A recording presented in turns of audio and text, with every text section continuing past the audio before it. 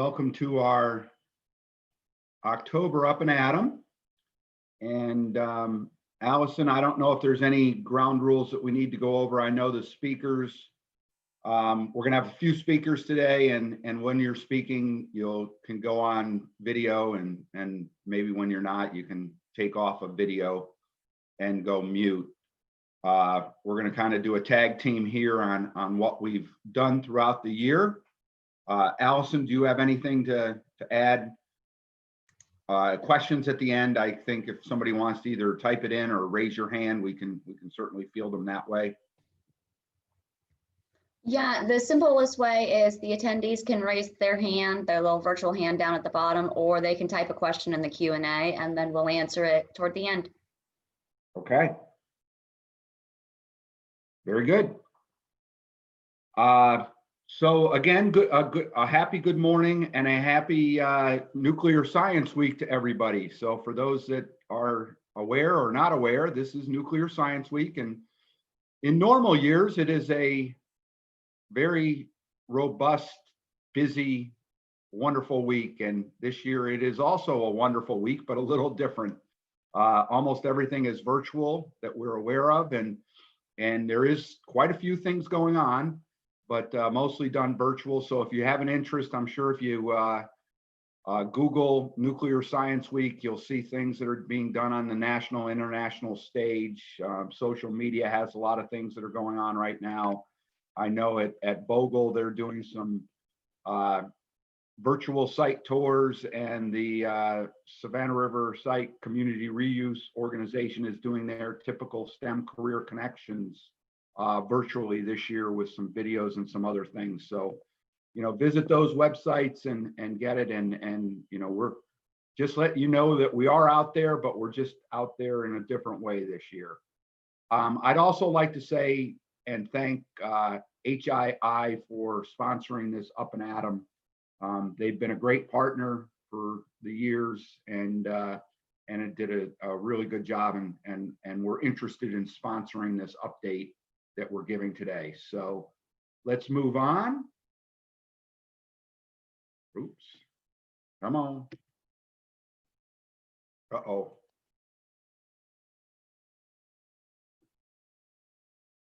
Oops, there we go, too fast. First, I'd like to just thank our business members and our sponsors in the next couple slides.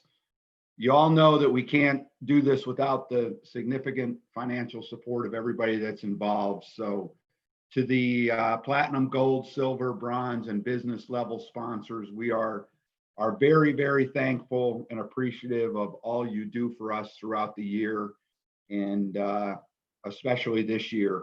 But again, thank you for our sponsors and our members, and also for all you individual members that are out there.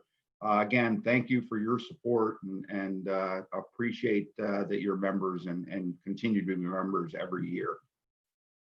We also have, as you know, our education and events, and just like company sponsorships and individual sponsorship for membership, we need people to help us out with those. So we have a number of events, and under the education programs, we have educator grants program where we have a series of sponsors that help us provide funds for teachers. We have our MAR scholarship, and you're going to hear a little bit more about these every year.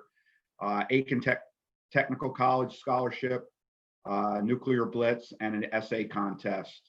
And then we always have our golf tournament, and that's really our biggest fundraiser of the year. And thanks to so many sponsors that help us out with that and allow us to run such a good, fun, social sporting event, and actually raises a ton of money for us. And then finally, you'll hear about this. We had a really successful young professional fundraiser, and again, we had a banner year this year with sponsorship, and to that, we're so grateful for everyone. So let me move on to how we're going to talk about some things today. So I'm going to talk a little bit about these topics, and then have our chairs of the various committees take over and provide the more details. But each year, as you know, we have some major initiatives, and I would say our major focus every year is on education. And this is to participate in STEM workshops, to participate at events, anytime we get asked to do anything, I'm grateful and willing to volunteer our volunteers to do that. And everybody always steps up, and we always are sought out by organizations that are having these events, and I think we add a lot to them. So through the STEM events, through us holding various workshops, we do some great educational outreach. As you know, we offer a bunch of scholarships, and we, in normal years, do all kinds of teach-ins at schools from the elementary level all the way up through even at the university level in some years.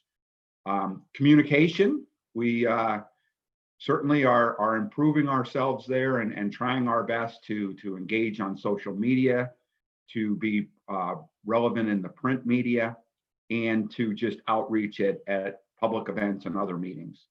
And then networking is something that's also done by us. And a couple of the areas that are quite important are our young professional events, and we'll talk specifically about those later. And also our Up and Atom breakfast, our Teller lecture, which we do hope to hold virtually before the end of the year, so stay tuned for that.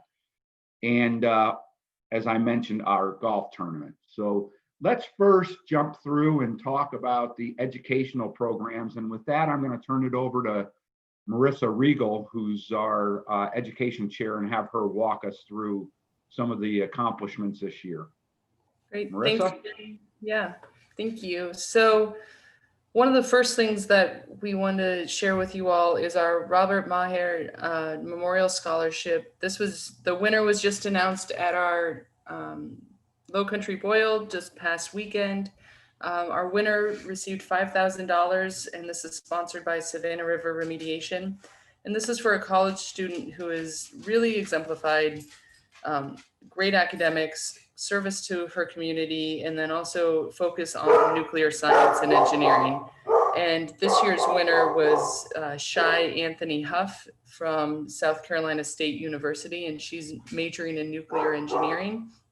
And from our discussions with her over at the event, she's going to actually be moving on to graduate school and pursuing higher degrees. So she's a really impressive young lady. So it's great that she was able to win this scholarship. We were also able to award the Aiken Technical College Scholarship. This is a $1,000 award to a second-year student working on the nuclear technology program at Aiken Tech. And Kayla Porcora, who is majoring in radiation protection technology, won that award this year. We were also able to award three $1,000 awards to local high school students. For those of you that aren't familiar, the essay contest is open to high school juniors and seniors in the CSRA. And this year we had a really good amount of really nice, impressive essays. So Jackson Kazi, Brandon Fu, and Colin Morris all won our scholarships this year. And going forward, we're about to announce this year's high school essay contest, and we're actually revamping the award structure slightly so that we're hoping to increase submissions and get more people money to help pursue their college or secondary education pursuits. So on the next page, we were also able to award several educator grant programs, and I'd like to just reemphasize we were able to award so many for two reasons. One, because we got really great submittals from our local middle school and high school teachers, but then we also received several funds and support from all of our sponsors. So it was a really great year for this program, and it's our second year of doing it. I think it's just seen more and more increase in interest and participation.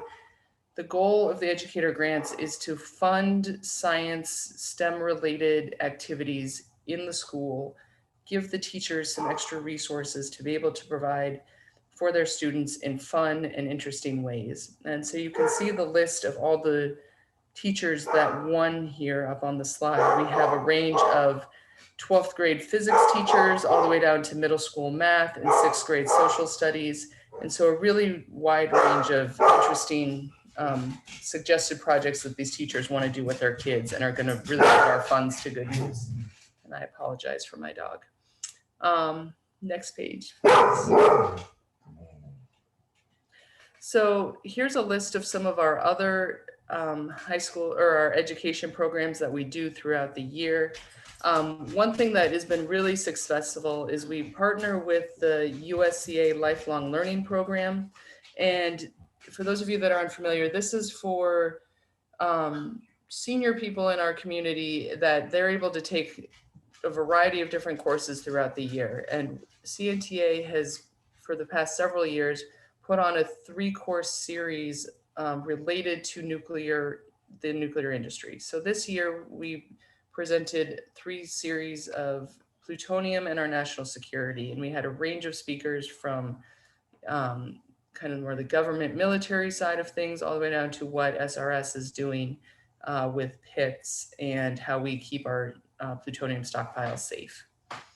We also participate in the Department of Energy MSI HBCU summer classes, and this is where we teach different research methods and environmental management and help them really dive deep and get some good skills into their research methods and how to approach a science research project. We sponsor a Future City Award.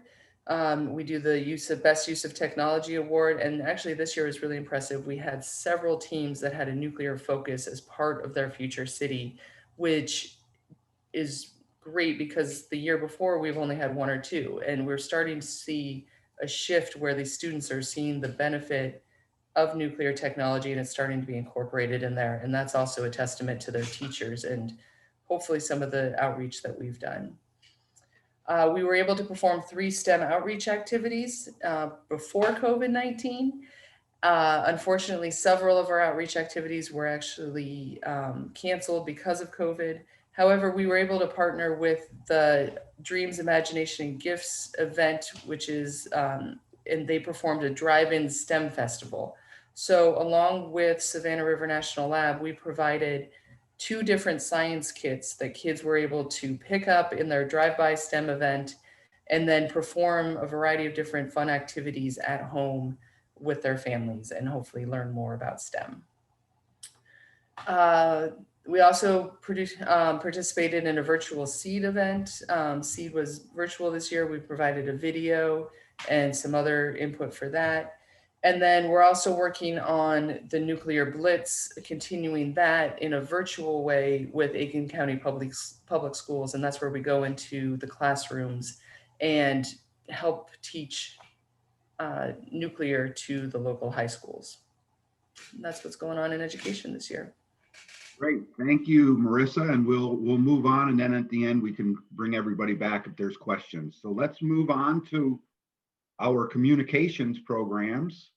And if I can get my computer to work, there we go. And I'll turn it over to Dean Campbell. Okay, Jim, can you hear me okay? Yes. Okay, good. So, and my connection's not great here. So anyway, I appreciate Jim, Allison, and I did want to say this to people on the call on my 2 slides, is that all of the committees, you know, are just volunteers. And I say that because not to pat us on the back, but to say all of you volunteer in something. And what ends up happening is you never get to spend as much time as you might like to on the things you volunteer on. So we rely very heavily on Allison and Jim to help back us up, fill in the gaps, all those things. And they do great work at doing that. So, you know, everything that I'm going to talk about, particularly Allison and Jim are, you know, heavily involved in and do a lot. And also there's a communications committee of 10 or 12 of us, and that committee really does the heavy lifting in terms of writing news releases and those things to help get the word out. So I couldn't be happier with them. So for those folks, thank you for being on the committee and working so hard. From the communication standpoint, 2020 has been a different year, but kind of the same year, meaning that, okay, there's fewer events, but we still have to do press releases and things. But one of the things we've tried to concentrate on the last year and a half is our increased social media. So we've gotten, as you can see there, gotten better results, continuing to try to put out more posts on all the different social media platforms that CNTA is a part of. And it's working, and we're getting the word out there. And we try to do some to the website. So again, we've seen the steady increase there. So that's good for the organization. We try to make sure that at least people know about CNTA, understand at least there's some awareness of it, and then hopefully they will dive and see some information on nuclear related topics and or want to join, those kind of things. So next slide, Jim. So as you can imagine with communications, there's the informational side and there's the advocacy side. So on the advocacy side, the first three bullets there are really all Jim, he and other members of CNTA who join him in public meetings and things. But mostly that's his part, to be the spokesman for the organization, to help represent the nuclear side of things. And he does a very good job at that. And of course, just like everybody, we wanted to support, we did the 70th anniversary of SRS. On the print media side, which we focus a lot on, because we, some of our partners, really radio, TV, others, generally look at the newspapers too, whether the newspapers are the hard copy in your hand or the kind you get electronically. So we try to make sure we send out the written word so that the organizations have that information that they can use. And you've probably seen the Nuclear Science Week. It's pictured there, the cover that was in the Aiken Standard on this past Sunday. It's a 20-page insert, sort of tabloid size. And Allison has a couple of hundred at her office if you need some extras for something. But it's also available electronically and on the website. And if you haven't looked through it or read it, I would encourage you to sort of look through it and see, because it carries a lot of good information about all things nuclear, from nuclear medicine to, of course, SRS and other phases of nuclear. So it's a very good look every year at that. So we're real pleased that came out well. So with that, Jim, that's all I've got. Thank you very much, Dean. And now let's move on to the young professional things. Again, if my computer behaves.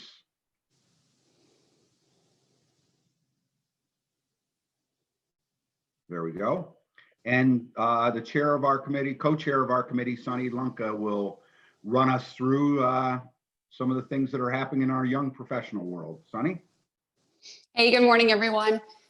So as you mentioned, I'm Sunny Lunka. I'm one of the co-chairs of the Young Professionals Committee, along with Matt McCoy. A couple updates for you guys. So for young professional membership, we're up to more than 150 YP members. This is a number we're really proud of, because when we got this committee started in 2017, CNTA had somewhere under 20 young professional members. So that's been a huge increase. Now that we have all these members, one of the things we've been focusing on is providing them mentorship and professional development. So we started the Tap Into Nuclear series. This is the third year we've done it. And the goal is to take advantage of all of the experience and mentors we have within the CNTA membership already and provide this mentorship and professional development to young professionals. So usually we've been shooting for 5 to 6 events a year. This year has been a little off. We held our first event in February, which was a Build Your Dream Career workshop. So this was a workshop where we did a skill matrix and had people kind of inventory all of their skills and basically work on, see how they could build off of that and how they can kind of tap into those skills to get where they want to go in the future. Our latest event was actually a virtual collaboration with Women in Nuclear, the SRS Women in Nuclear chapter. And that format was all on Zoom. As a group, we watched a TED Talk together, and it was called Why Work Doesn't Happen at Work. Had some really great discussions and conversations as a result of that, and also talked about kind of this transition to some people working from home and, you know, how that was going and how we can be more productive and efficient at work. We do hope to do one more Tap into Nuclear before the end of the year, so we'll be working on that. Hopefully you'll see an email in the next couple of weeks about that. Okay, so the other portion outside of our professional development and mentorship of the Young Professionals Committee is our fundraising. So just to give a little background on that, we started the Young Professionals fundraisers in 2017. For 2017 and 2018, we did a costume ball. And then for 2019 and 2020, we've done a low country boil / oyster roast. So this year, due to COVID, we ended up just doing the low country boil portion, had some other food. It was at Palmetto Golf Course, and we were able to really space out the tables, and we also reduced the number of attendees this year. So fortunately, we were able to put on a great, safe event. Again, being very mindful of COVID and spacing and keeping everything outside. So fortunately, it was a great night for the event this past Saturday. We had around 120 people attend, and we raised over $10,000. So despite the COVID challenges this year, we actually had a record amount of sponsorships. So thank you to all of those companies who supported us. And thanks to the committee for putting on a great event.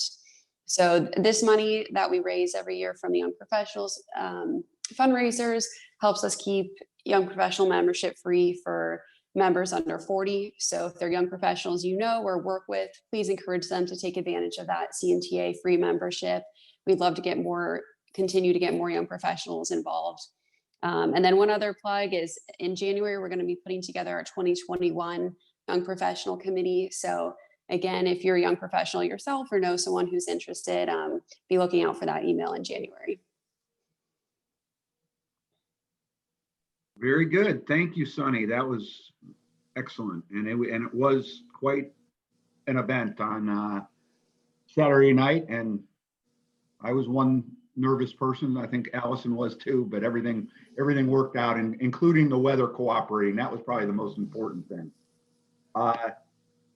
So I'll close this up with just a couple things that we finished, and we did hold our golf tournament again. We moved it a couple dates just to try to figure out how we could conduct it safely. And one thing I've learned, and any other golfers online have learned, is that golf is one of the things that has actually been pretty good and pretty safe during this pandemic. And if it's done right, you can run an event. So we moved it to October 2nd. Again, had a beautiful day. Thank you to the weather for cooperating.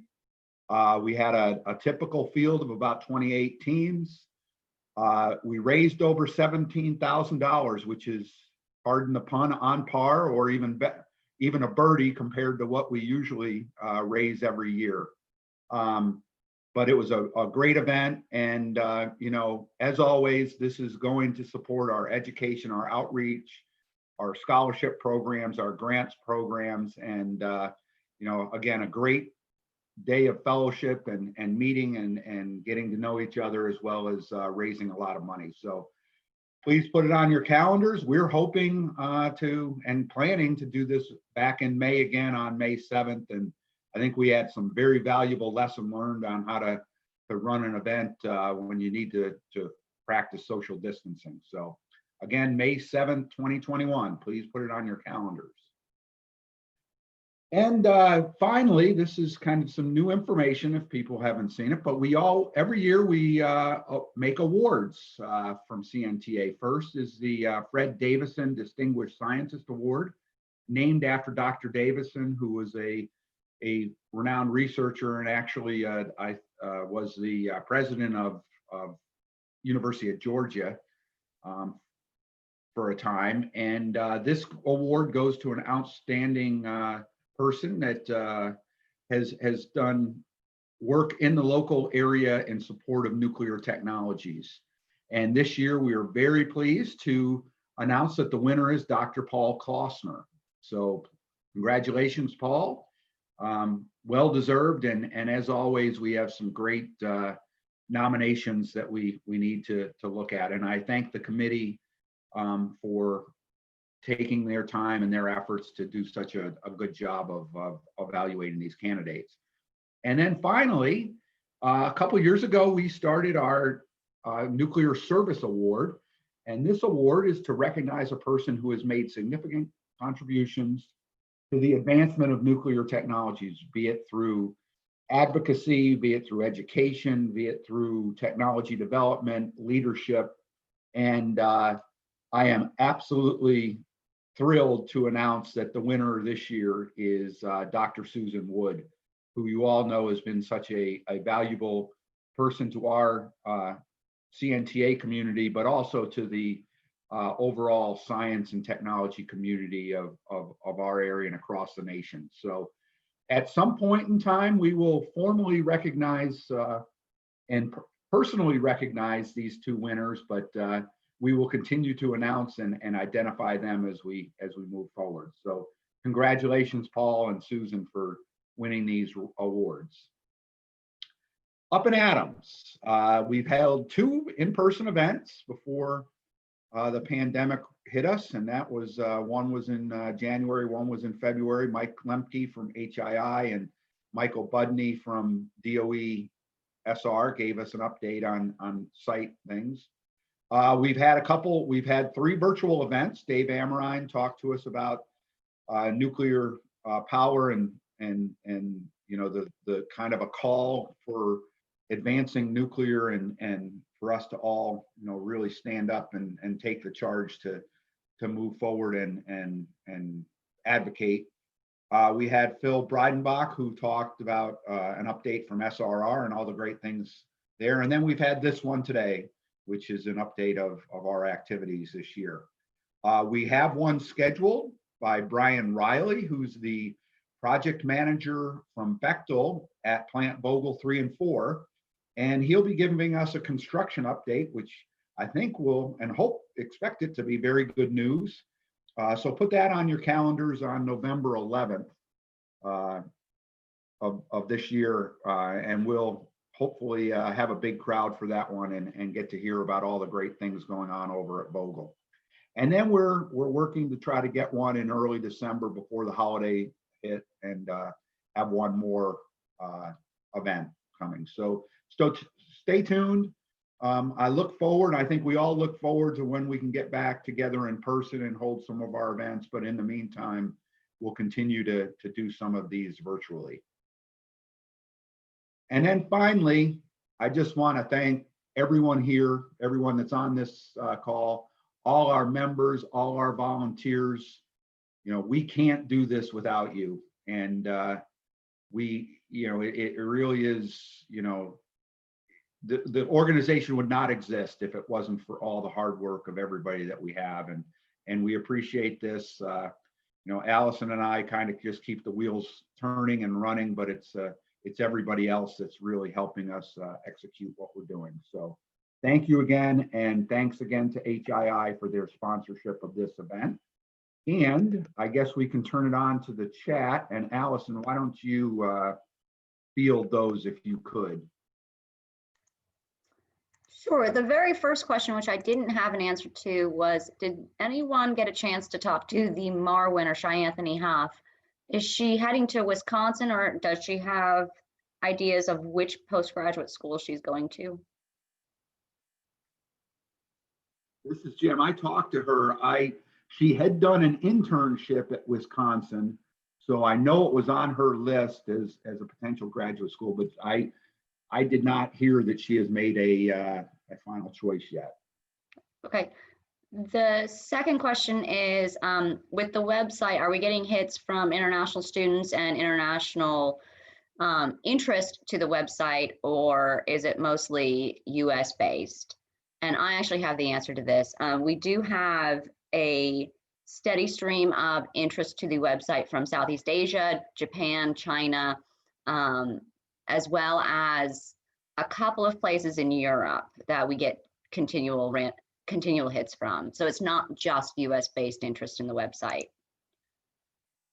I'll add to that. I don't know if anybody saw it on the tap into nuclear slide, but we did have an attendee at the last one. The last virtual one was a nuclear engineering student from Myanmar, and it was kind of interesting. We're not quite sure where this person got our information, but we were able to track it down because ironically, this student won one of the prizes that we had as part of the door prizes that we had as part of the event. And we had to track the person down to figure out how we could get them a gift card. As it turned out, this was all realized through social media, and saw things on our website and was able to follow it there, and Facebook. So kind of interesting. So there was one data point that our word is getting out internationally. That is all of the questions that have come in so far. Does anyone in attendance want to raise your hand and ask a question? Or do any of our panelists have questions for each other?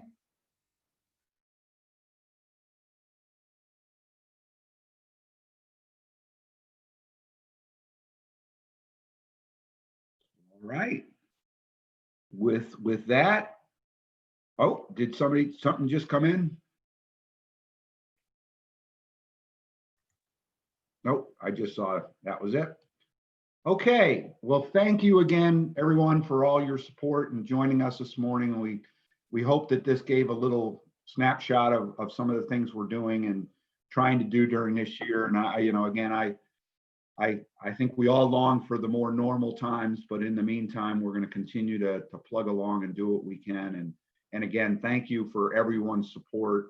And please reach out to your colleagues, your friends, and tell them all the things we're trying to do, and hopefully they can join us. We certainly can always use more volunteers and always use more members. So thank you very much, everybody. Everyone have a wonderful day, and we'll see you soon. And I guess in just a few weeks when we're going to be getting together back again for our virtual Up and Atom in November. Again, have a great day. Bye-bye.